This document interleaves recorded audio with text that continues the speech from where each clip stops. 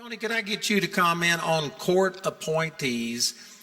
I've been personally very disappointed with Gorsuch last week in one of his decisions, but let's take a broader view. Trump has done some amazing things with our court system. How important is this? We just currently reached a milestone of 200 federal judges were nominated and confirmed by this administration and by the Republicans in the Senate. 200. Crazy. In fact, how does that compare with previous administrations? For the first time in 40 years, there are no vacancies on the circuit court levels. Wow. And 1/3 of the circuit court judges are Trump appointees.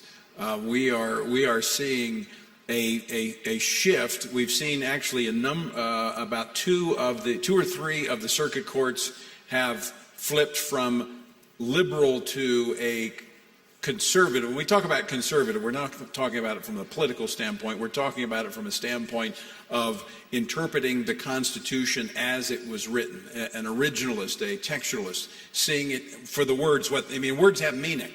And this is the problem. And I'm going to address this head on with Gorsuch, because last week Gorsuch was on the wrong side of a decision that was just mentioned about the Title VII case in 1964, the Civil Rights Act, where the word sex was determined. It meant biological male or biological female.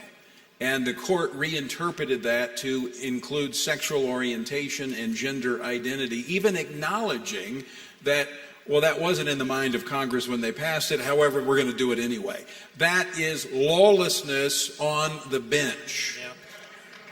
And it's dangerous for our country, whether lawlessness is done by those wearing black hoodies on the street or black robes on the bench. It is dangerous to America. And that's what we saw. The lesson learned is this, and I've been in this process now a number of times.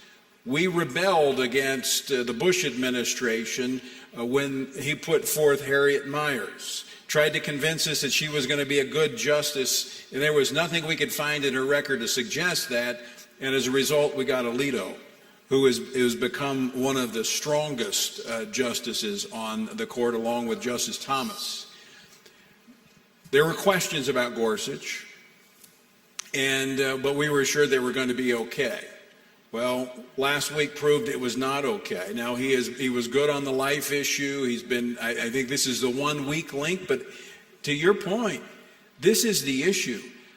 The life issue, as difficult as it is nothing compared to the LGBT agenda and the viciousness from which some that are advancing the agenda, not all, I want to be careful not to paint all with that broad brush, but this is a tough issue.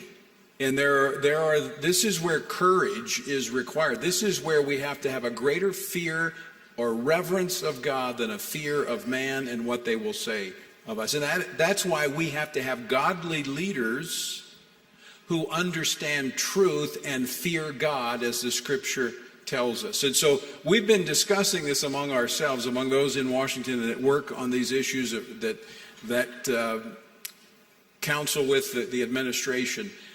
The next justice, Lord willing, this administration will get another pick, because we're hoping that this administration will be around for another 4 years. That the next appointment to the Supreme Court will have no question marks. Amen. We will know exactly where they're coming from. And this president has shown in the last nomination of Kavanaugh that he is willing to fight. And when we fight, we win. Amen. And this is something fighting for.